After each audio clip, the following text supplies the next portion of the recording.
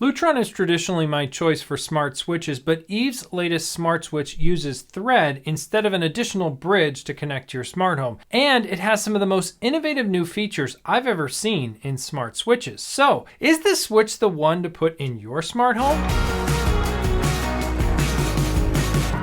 My name's Eric Welander. Welcome back to my channel, all about creating an effective Apple smart home. And thanks so much to Eve for sending me this switch with no strings attached.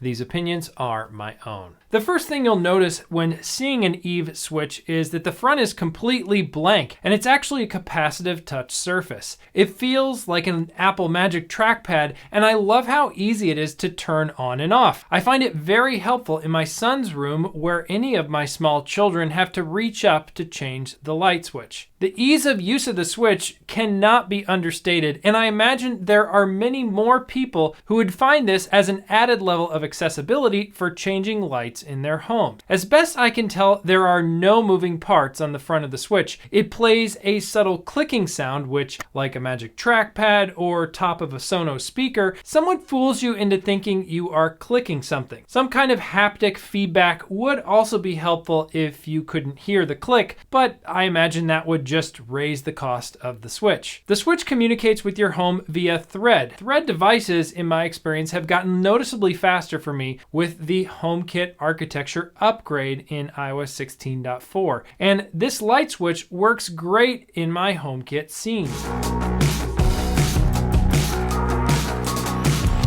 The installation was very straightforward. The wires were easy to bring together with wire nuts and clearly labeled. And having done plenty of other smart switches myself, I was able to get this switch up and running in about a half an hour. But with all switch installs, you should always leave lots of padding of time afterward in case something goes wrong. And don't forget to take pictures of the old wiring as you might need it for reference later. Also be sure to power off the circuit breaker and test with a circuit tester to make sure there's no electricity in the box before working with the wires. And if wiring a switch isn't something you're in the mood for, the wiring of this switch is just like any non-smart switch. So you could get an electrician or a contractor to install it, and then you could add it to your smart home later. For wiring, you can use this switch in a single pole setup as the only light switch controlling the lights, or in a three-way circuit with a non-smart light switch on the other end of the circuit. Like any conventional light switch, it can control lights, ceiling fans, or a combination of both like I have in my son's room. Of course, one switch just controls the electricity on or off. It doesn't adjust the fan speed or separate the fan from the light. One tip on these kinds of light fan combinations is to set the accessory type in Apple's Home app to be lights in cooler months when it's dark more of the day, and then in warmer months set the accessory type as a fan. This way it's set for Siri commands and automation in a logical way for what's needed in that season. Like many other smart switches, this is pretty deep at 2.9 inches. It's still sized to fit US switch boxes, but you just might have a little bit of a tight fit in certain cases. If you watch other smart switch videos on this channel, you've probably heard me complain about big smart switches and wish that manufacturers would make them thinner. Once it's screwed into the wall, the switch plate that comes with the Eve switch is meant to mount flush with the switch itself. This means if you can't get your switch perfectly mounted in the wall, the switch plate makes this more obvious, not less. I like how Lutron has an indented switch plate that adds some ridge there to make any issues more subtle. Either way, the switch is standard size, and you can use any new or existing switch plate with an open slot for a paddle-sized switch.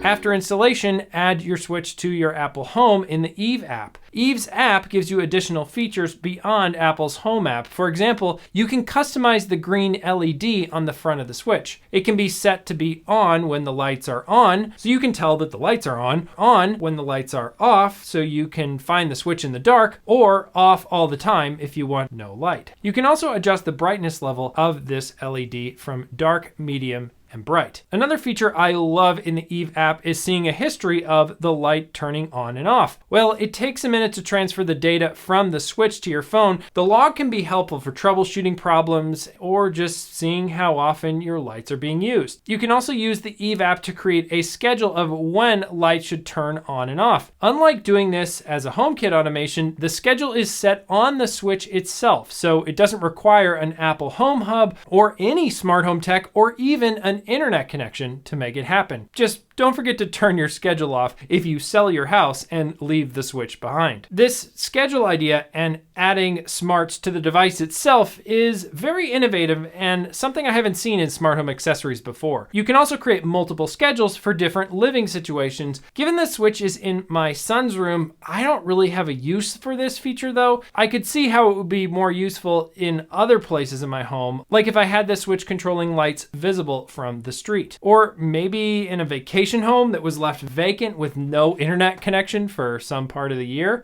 This switch runs on Thread, but at the time of filming only supports Apple Home and HomeKit. Eve did confirm to me that they plan to have it support Matter later this year with a software update. You shouldn't need to go buy a new Eve switch to get Matter support for all smart home platforms.